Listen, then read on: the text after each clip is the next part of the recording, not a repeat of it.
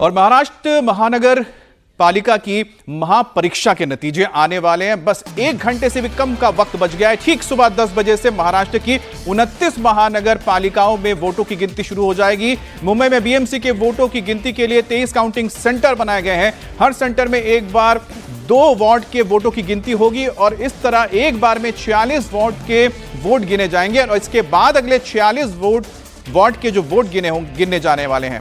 महाराष्ट्र महानगर पालिका चुनाव को 2029 के विधानसभा चुनाव का सेमीफाइनल भी माना जा रहा है।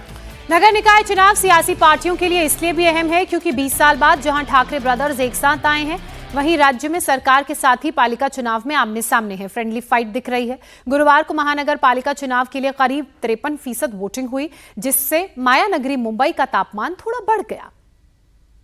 तो यहां पर आप देख रहे हैं कल सितारों ने वोटिंग की है, वोटिंग की अपील भी की थी, लेकिन जो प्रतिशत है वो महज 53 से 55% ही आया है।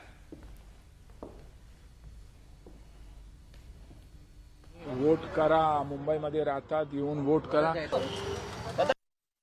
मुंबईकरों ने किसके सिर पर ताज सजाया है और किस ब्रांड का बैंड बजाया है, ये अब से कुछ देर बाद पता चलना शुरू हो जाएगा। मुंबईकरों ने किसकी किस्मत में क्या लिखा है, इसकी जानकारी सामने आने लगेगी।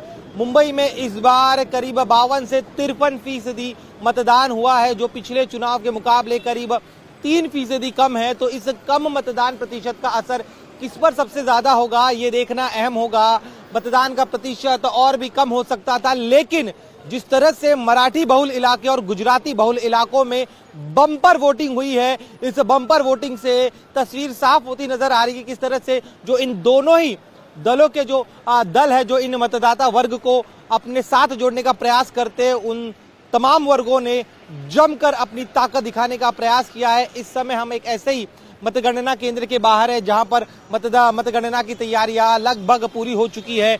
मुंबई में जो मराठी बहुल, गुजराती बहुल इलाके, इसके अलावा जो मुस्लिम बहुल इलाके हैं, वहां पर भी जमकर वोटिंग हुई थी। मुस्लिम मतों को साथ रखने का पूरा प्रयास ठाकरे सेना की तरफ से किया गया था, लेकिन यहाँ लड़ाई में समाजवादी पार्टी थी, इसके अलावा MIM थी और कांग्रेस थी। तो ऐसे में क्या मुस्लिम वोट इस बार के बीएमसी चुनाव में बटे हैं या फिर वो इकट्ठा, जिस तरह से लोकसभा चुनाव के दौरान एक ट्रेंड दिखाई दिया था इंडिया गठबंधन के पक्ष में, क्या वैसे ही ट्रेंड दिखाई दे रहा है किसी एक पर्टिकुलर दल के साथ, या फिर मुस्लिम वोट बट रहा है? अगर बट रहा है तो इसका सीधा सीधा लाभ महायुति को होगा, लेकिन अगर मुस्लिम वोट एक साथ आता है तो एक बड़ा संकेत हो सकता है कि ठाकरे सेना क्या इस मुस्लिम वोट को कंसोलिडेट करने में कामयाब रहती है या नहीं।